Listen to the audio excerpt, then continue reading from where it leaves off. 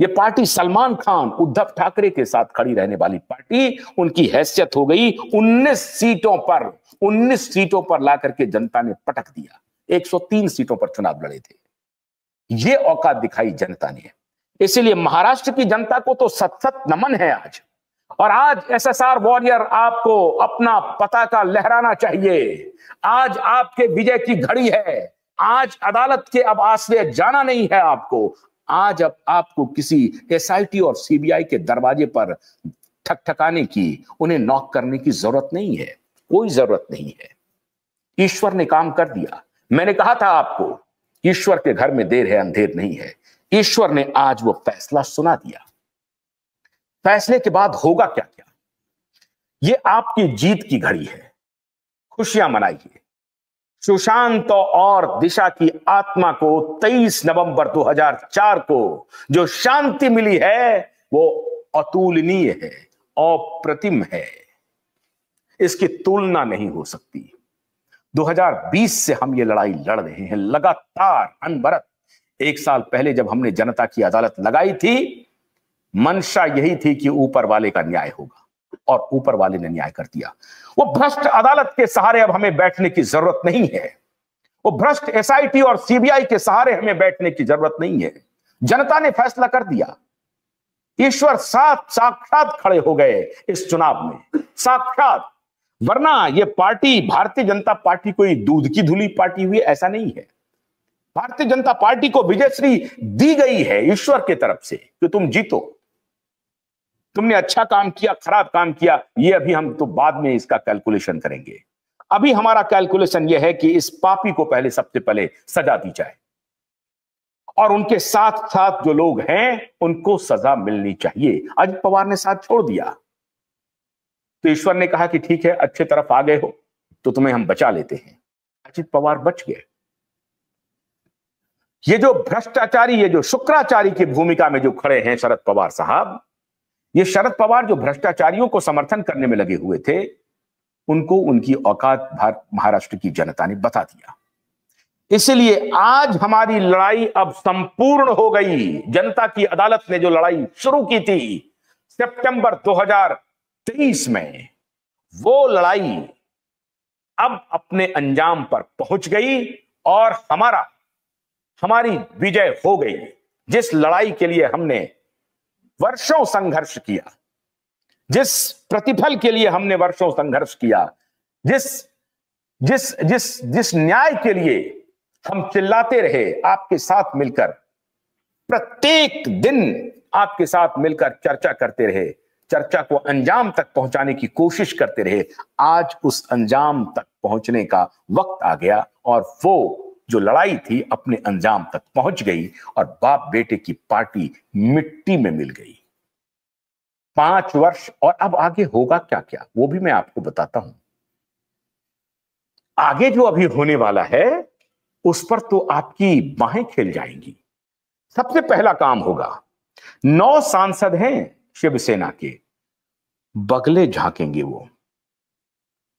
वो गलियां ढूंढ रहे हैं कि किन गलियों से हमारा रास्ता भारतीय जनता पार्टी के दफ्तर तक जा रहा है। और अब वो गली अगर मुझे मिल जाए तो उसे पतली भी कहें, चौड़ी भी कहें, ये तो बाद में देखेंगे, बस गली मिल जाए और गली का रास्ता ढूंढें और बीजेपी की शरण में चले जाएं।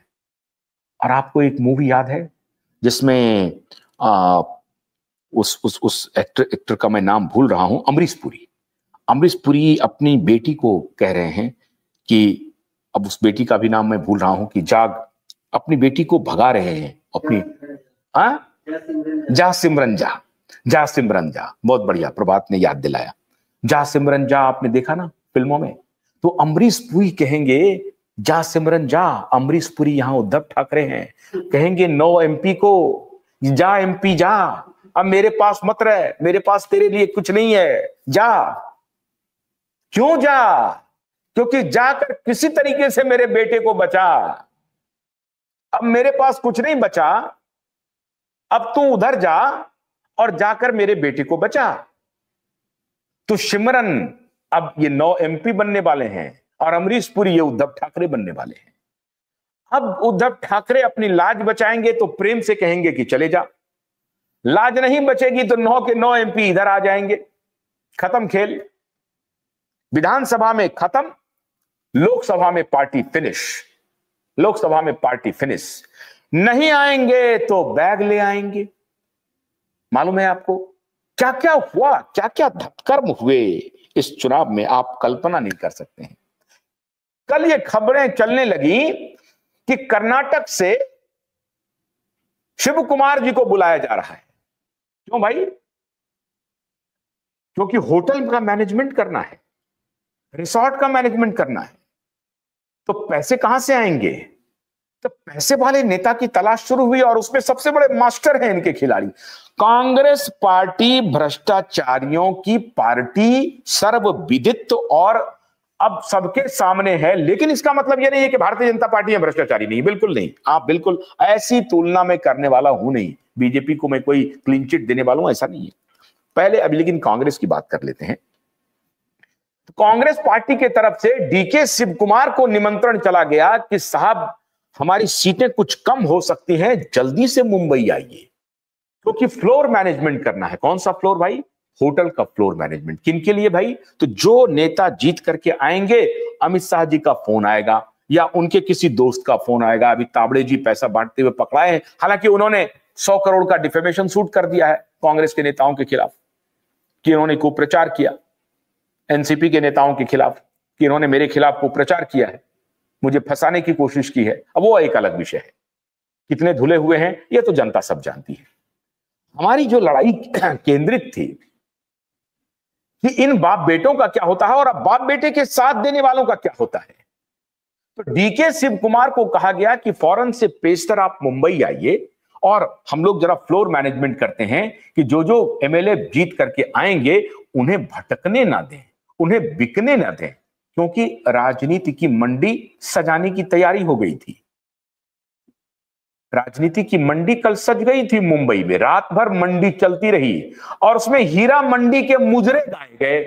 ये लीजिए साहब, राजनीति की मंडी तो वहां चली और अभी संजय लीला भंसाली की हीरा मंडी आई थी, उसके मुजरे चलने लगे। क्यों चलने लगे? आपको याद होगा प्रधानमंत्री ने कहा था कि अगर बटोगे तो महफिलें सजाई जाएंगी। महफिलें कल रात सज गई थी फ्लोर मैनेजमेंट का, और डीके शिव कुमार जी को जिम्मेदारी दे दी गई थी कि कर्नाटक छोड़िए, जल्दी से आइए मुंबई, महाराष्ट्र आइए, पहुंचिए, फ्लोर मैनेजमेंट कीजिए। वेणुगोपाल जैसे लोग वहां पर एक्टिव हो गए थे, खड़गे साहब भी एक्टिव थे 80-82 साल में, और राहुल भैया भी एक्टिव थे, प्रियंका दीदी तो अपने वायनाड का इंतजार कर रही थी। तो सारे तिकड़मी जो थे कांग्रेस के और शरद पवार की पार्टी के, सारे एक्टिव हो गए कि साहब अब तो अभी आनंद फानन में हमें यह काम करना है कि किसी भी एमएलए को, जीते हुए एमएलए को हाथ से जाने नहीं देना है। प्रभु को कुछ और मंजूर था। प्रभु ने एक फ्लोर पहले ही मैनेज कर लिया था, और वो फ्लोर था कि बाप बेटे ही नहीं, इनके जितने भी साथी हैं उनको बिल्कुल मिट्टी में ही मिला देना है, मिट्टी कर देना है इनकी पार्टी को। आज तक इतिहास में कांग्रेस पार्टी की यह दुर्गति नहीं हुई थी, आज तक। शरद पवार के अपने जीवन काल में इससे बड़ी दुर्गति किसी चुनाव में नहीं हुई थी। इसलिए मैं कहता हूं आपको कि आपको अब अदालत के शरण में जाने की कोई जरूरत नहीं है, एसआईटी के शरण में जाने की कोई जरूरत नहीं है, सीबीआई के शरण में जाने की कोई जरूरत नहीं है। अब बेटा उसका अय्यासी करे, वो दुबई जाए, घूमे, कोई फर्क नहीं पड़ता है, कोई फर्क नहीं पड़ता है। राजनीति में नेता से भीड़ अपना मुंह मोड़ ले तो समझिए नेता की नींद हराम हो जाती है। नेता से जनता ने मुंह मोड़ लिया, भीड़ ने पीठ दिखा दी, भीड़ ने कहा कि तुम इस लायक नहीं हो कि हम तुमसे अपनी आंख भी मिलाएं और तुमसे अपना चेहरा भी मिलाएं। उन्होंने चेहरे बदल लिए, रुख बदल लिया, पीठ दिखा दी और उन्हें अपनी औकात दिखा दी। मान लीजिए कि शिवसेना उद्धव से महाराष्ट्र की जनता नाराज होती तो उनको उनकी औकात दिखाती। कांग्रेस से क्यों नाराज थी? शरद पवार की पार्टी से क्यों नाराज थी? उनसे नाराजगी का क्या कारण था? नाराजगी का एकमात्र कारण था, एकमात्र कारण, एकमेव कारण, दिशा और सुशांत के साथ अन्याय को लगातार बढ़ाना और दिशा और सुशांत के खिलाफ अत्याचारियों के साथ खड़े होना। आप कहेंगे कि नहीं, मैं ये अतिशयोक्तिपूर्ण एनालिसिस कर रहा हूं। बिल्कुल नहीं कर रहा हूं, आप गलतफहमी में हैं, आप गलतफहमी में हैं। लाडली बहन योजना और ये योजना, ये सब प्रभु का कमाल है। नहीं तो अभी अभी तो लोकसभा के चुनाव खत्म हुए हैं। लोकसभा के चुनाव में तो ये तीनों बल्ले बल्ले करने लगे थे। ऐसा लग रहा था कि बस महाराष्ट्र में हमारी सरकार आ गई। और ये एक हमारे माननीय, देखिए मैं क्यों कहता हूं एसएसआर वॉरियर, आपकी जीत हो गई, अब आपको इधर उधर करने की कोई जरूरत नहीं है। अब तो खबरें रहेंगी वो कि एसआईटी क्या कर रही है, सीबीआई क्या कर रही है। क्यों कह रहा हूं, जरा सुनिए। धर्म में तो आपको आस्था है, शंकराचार्य में भी आपको आस्था है। तो ये जो फर्जी शंकराचार्य है जिसके बारे में मैंने आपको बताया था और डंके की चोट पर बताया था, मैंने डंके की चोट पर बताया था कि आज से मैं इस शंकराचार्य को फर्जी शंकराचार्य घोषित करता हूं। और मैं देखता हूं कि ये उद्धव ठाकरे को मुख्यमंत्री बनाते हैं या हम उद्धव ठाकरे को